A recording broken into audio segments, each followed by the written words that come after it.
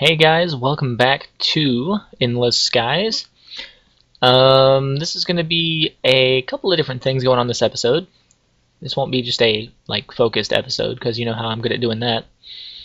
I'm going to start off with some inventory pets because they are helpful and handy, and we went around and found some cool ones. And they're craftable. Most of, well, like a lot of them are. There's some that are not, but they're like really good ones. So anyway, to start off with, inventory pets are basically little mobile buff items. They give you bonus stats, or they help you do things easier, or they help you out in combat. Let me just give you a few examples here. So there's a cow pet. As long as you have this on your hotbar, it gives you the following bonuses. You can automatically remove negative potion effects. It'll just, if you're like poisoned or something from a potion effect, it'll just remove it from you. And it'll also fill empty buckets with milk. If you have any empty buckets in your inventory, it will turn them into milk buckets. And every time it does that, it consumes one of its favorite foods, which is listed here as wheat. And it'll only do it once per time that you have fed it. So you have to basically carry around wheat to have this work all the time. And they don't work really super fast, but when they work, they're handy. So this one will probably fill a couple of buckets of milk a day, and it'll remove negative potion effects pretty much anytime you get hit with them, something like that. They're fairly useful. There's the sheep here. It'll provide you with constant slow fall, so whenever you fall off of something, you don't fall to your death. Cormac, you probably could have used one of these whenever we were going into the nether. But yeah, probably, instead of using the water. Yeah, that's before we actually started putting these together, so. Anyway, that one grants you slow fall, and it'll also give you wool randomly into your inventory. And that one also eats wheat. There's the pig. It lets you... you can eat poisoned foods, which I don't know... Maybe just a poisoned potato as far as vanilla goes. You probably, I guess, eat that. It gives you bonus hunger saturation. So anything you eat, you get a little bit of extra saturation from your food. And it will give you pork chops, which is strange for a pig to do, but whatever. Does it count the zombie flesh as a poison food? Not sure, actually. It says can eat poison foods, as though you normally cannot eat them. So, I don't know. But the favorite food for that one is carrots, so anytime that it gives you pork chops and stuff, I guess you'll have to give it the carrot. There's the chicken. This is the one that I use all the time. You can see it's on my hotbar right here. It provides a speed boost, which, as you can see over here, it's kind of glitching out a little bit right now because I'm not actually touching the ground. It gives you speed 4, and it also gives you eggs randomly. Anytime it gives you an egg, then it wants to eat right after that, and it eats seeds. So you can see I have seeds in my inventory here. The next one is a squid. It gives you water breathing, underwater vision, speed boost while you're in water, and you can hold the shift to sneak and sink down to the bottom of water fairly quickly, so you don't have to worry about sinking slower. And that eats raw fish. There's just a whole bunch of these here. You can look them up in your mod if you want all the details on them, but they're also craftable. So if we click on the cow here, you can make this out of coal nuggets. Coal nuggets just come from coal. You just break those down. You also need a wheat, a diamond, and a gold ingot with 3 iron ingots. Or ore berries, actually. And pretty much every one of these pets requires a diamond and a gold ingot, along with some, one specific item and then something for, colors or whatever. So the sheep is wheat, because they eat wheat, I guess. And then wool on the outsides with the diamond and gold. The pig is, for some reason, redstone. I don't quite get that. But it's a carrot, because they eat carrots. Diamond and gold ingot. The chicken is feathers. That one makes more sense.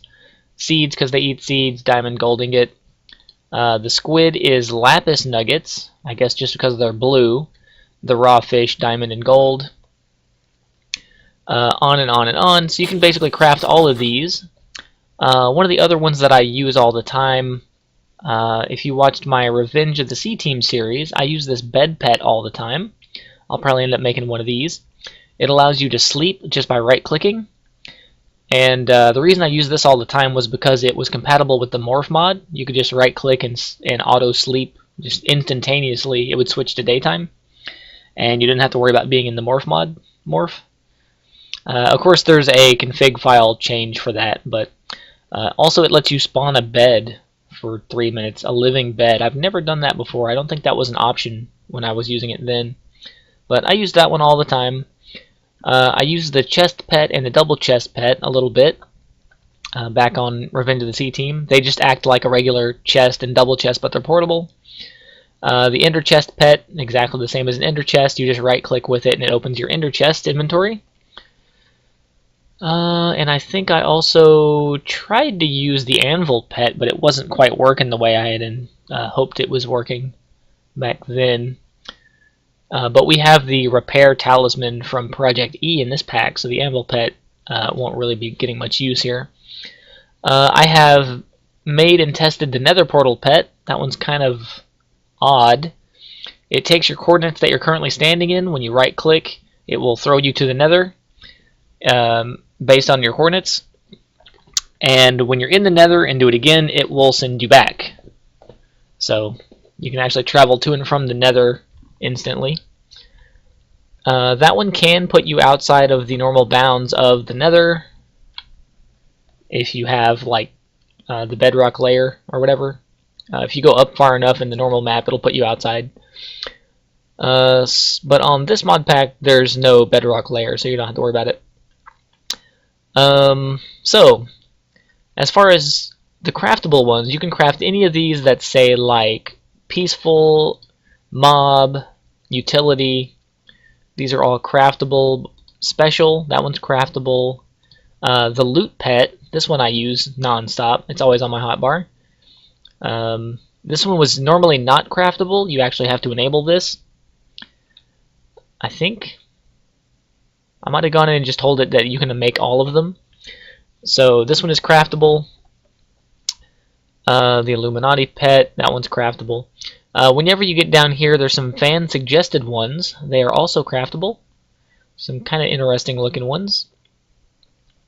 But then you get into these that say legendary. These are not craftable. You actually have to go and find them in the world. So there's the slime pet. It saves you from certain death, eats golden apples. That one will like keep you from dying one time, and then you have to feed it a golden apple. I think it spares you with like 1 HP or something. There's a cloud pet. This one lets you fly around, and you can right click to shoot lightning. I think it's 4 times that you use the lightning strike, then you have to feed it again, and it eats nether quartz. That one is actually pretty handy if you don't have the Project E or any Archimedes ships, which that would make it really hard to find these in the first place, but assuming you don't want to use those, then you can use this cloud pet and it'll let you fly around. And this is actually the one that we have found, and I'll show you where they show up at here in a minute. The pufferfish, this one shows up under the ocean in these little, there's little chests under the ocean. I don't know what they're next to. I think they're in the sand. There's little patches of sand here because they're sand spawners. The cloud pet shows up on top of these cloud blocks. And then there's a black hole pet. Not sure where that one shows up. Maybe underground in these, like, the rooms that are spawning that you've probably seen down underneath the platforms. They'll spawn down there, I think. Yeah, I've actually found one in those rooms down there before, so. Oh, you found the black hole pet? Yeah, on our last playthrough. Oh, okay, cool. Well, that solves that then. I don't know where the slime pet shows up then. Maybe down there in the same place. That one I believe shows up in the trees. Oh yeah, but on since top we don't of have trees, we won't never find that one. Yeah, okay. So that one we won't be able to get, but the other ones we probably can. The cloud and the black hole pit. Yeah, I don't think we'll get the puffer one either since we don't have oceans. Yeah. But anyway, so I am a bit south of the base, of the home base here. And I'm up at layer 148. That little sound there is my pets eating, by the way. I'm up at Y148 here, and you can see these little cloud platforms. right here. Oh, there's actually rain right there. And they have a chest on them. You can see this says cloud block, and that one there is a cloud spawner. These actually spawn Endermen, not Endermen, blazes. There's one right there. It just spawned and flew away. And they have a chest on top of them. So you open the chest, and there is a loot pet. So this one has a creeper in it. There's a random chance that you get the legendary one, but they're of course a lot harder to find. But we basically flew around for a little while, raided a bunch of these little platforms for pets. We both got the cloud pet, raided a bunch of the rooms down there. I mean, these things are everywhere. And got a whole bunch of little pets and stuff, so they're really handy. Here's a chest pet. You can also get diamonds, all these little nuggets and things, snowballs, ice, ingots, things like that.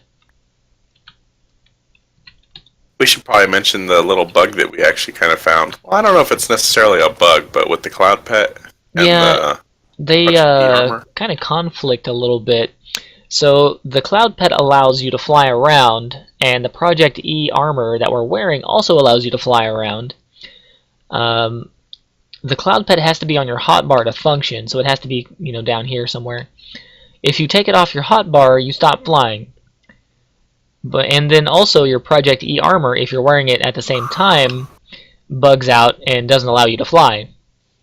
You can still hold down the spacebar to float and kind of float around, but it doesn't let you hover the way I'm doing right now until you take the armor off and put it back on. It just like kills your flying capabilities. So if you're playing the pack, be aware of that. It may cause you to fall off into the nether and just end up in the nether. But let me go ahead and I can demonstrate it real quick. So I have the cloud pet on my hotbar. I can still fly around and stuff. And while I'm flying, if I take the cloud pet off the hotbar, see, I sink. And I can't, it won't let me activate my flight anymore. I can do the hover, I mean the floaty thing by holding down spacebar, but I can't reactivate flying. If I put the cloud pet back on the hotbar, then I can do it again.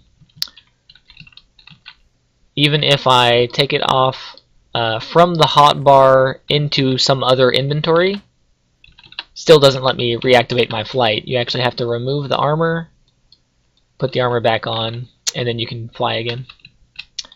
So anyway, that's that.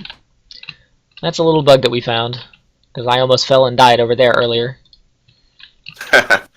Yeah, it's kind of a trade-off. I mean, with the cloud you can fly faster. Yeah, it lets you move around with faster. Just the armor, but there is that slight side effect. Yeah, you have to give up one slot on your hotbar to make it actually work. So I'm not too worried about the fly speed, so I just stuck him in this ender chest here. So that's pretty much it for the inventory pets.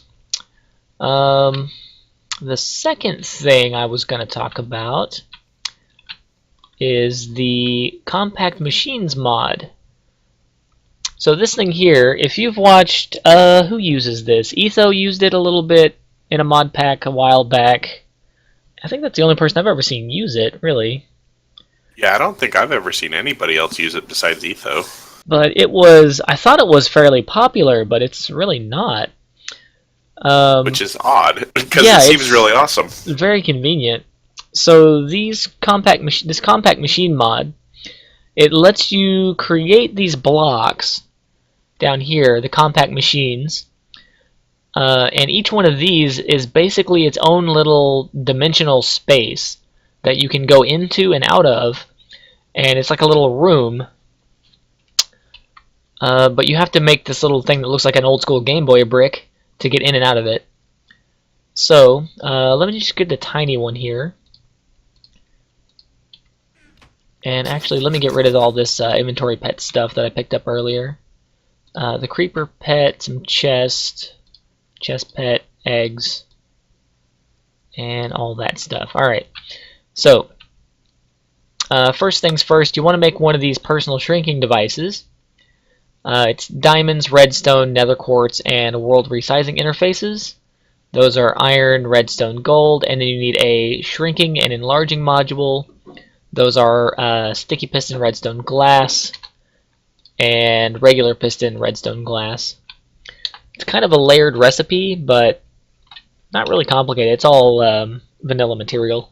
So you want to make one of those, and then the compact machine that's labeled tiny here, this is the smallest little room that you can make. It's just a bunch of planks around a world resizing cube, and that cube is a bunch of these interfaces around a diamond. So place that down. You can right click on it. It has these what do you call it, little interface, like the side module things that corresponds to each one of the sides, and each one of the sides is like an input and an export interface kind of thing. So you can pipe items in and out of this block. So when you right click on it with your little Game Boy brick,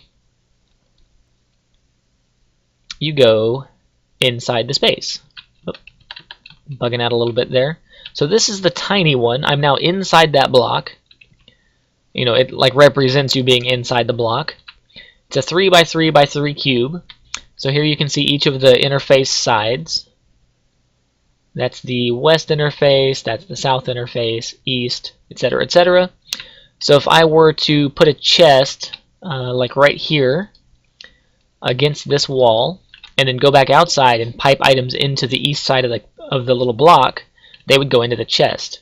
And then I could, like, let's say put a pulverizer here, pipe ore in from the outside of it. The ore would go into the pulverizer, you know, get broken down or whatever. Put my own little power supply inside here, export the results to that side of the block, or, you know, further process them, cook them into ingots or whatever, and then send the ingots out that side of the block, out of the north side.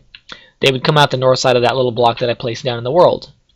So you can basically put like entire little factories or processing units inside these blocks. To get back out, you just right click again with your little Game Boy thing, and you're back outside.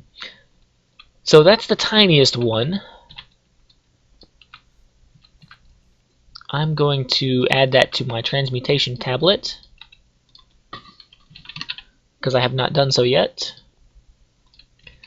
Let's go on up through the sizes here. So there's small, normal, big, giant, and maximum size. Each one of these, are they still in order? Yeah, each one of these has its own recipe. So every single one takes a world resizing cube. The first one was planks, the second one is iron around the outside, the next one is gold, next one up is obsidian, next one up from that is diamond, and they're pretty much color coded here. The next one up from that is nether stars, and we did go and kill that nether boss and got 1 star, and then just got the EMC value and made some duplicates. So if you're not using the Project E EMC alchemy stuff, this would be a lot harder to make, but that's that one. It's 1.1 million EMC to make one of these. So let me go ahead and throw these all in there. Oh, that's not actually a... That's right, it's called compact machine. So I guess let me go through each of the other ones just to show the sizes. Big, giant, and maximum. Okay. So let me go ahead and just place these down.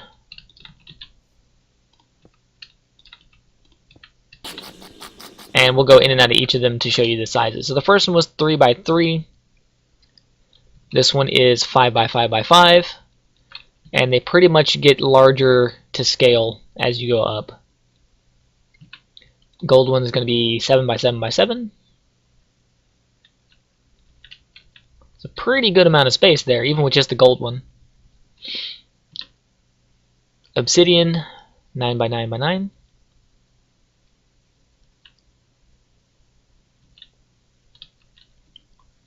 Lots and lots of space in there. It's kind of lagging a little bit as I go in and out of dimensions here. Yeah, you actually don't actually show up in this dimension for me at all. Diamond is 11 by 11 by 11.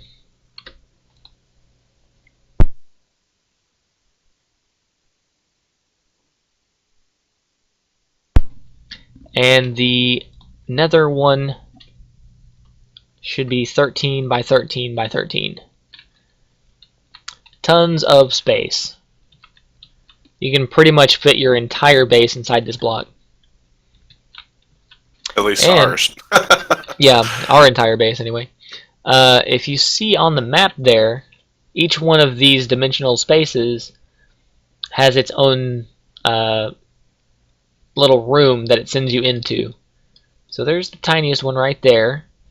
And it sits inside of a chunk, actually. So anything you put in there is within a chunk. There's the next one, up and up and up. So this one fits just barely inside of a chunk. It's basically the whole chunk width each direction. So if you put a chunk loader inside one of these, the whole thing stays loaded all the time. There's a option in the config file to where the dimension inside there is only loaded if this block is loaded. Then it will load that dimension also. And you can toggle that to be where that dimension inside of there is always loaded, or if it's allowed to be loaded with a chunk loader. It's got quite a few options to it. So, very, very handy. I was going to say, I think for fun, I should go inside one of these and you should break the block and we should see what happens. Alright, pick one. Let's go with this small one here. Alright. Because I'm kind of curious to see if it kills me or not. Probably not, since it's its own dimension. It should just throw you back here where the block was when you come back out. We'll find out. Alright, it's broken. I'm still in here. I'm gonna walk away and see. Alright, so if you come back out, are you there or are you next to me? I'm right where I entered at, so that's interesting.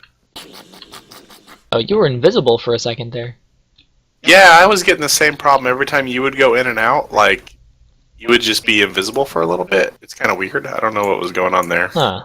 Alright, so test number 2, go back in. Oh, hold on. Let me put all my stuff back in the chest then. I don't want to lose my stuff, so... okay. Makes sense. Yeah. Because in there, it's just gone. Right. I can't get that back.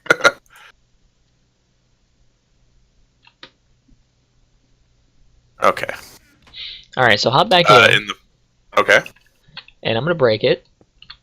And then I'm Okay. going to take it somewhere else and put it back down so that it's actually in the world somewhere instead of in my hand. Alright, now come back out.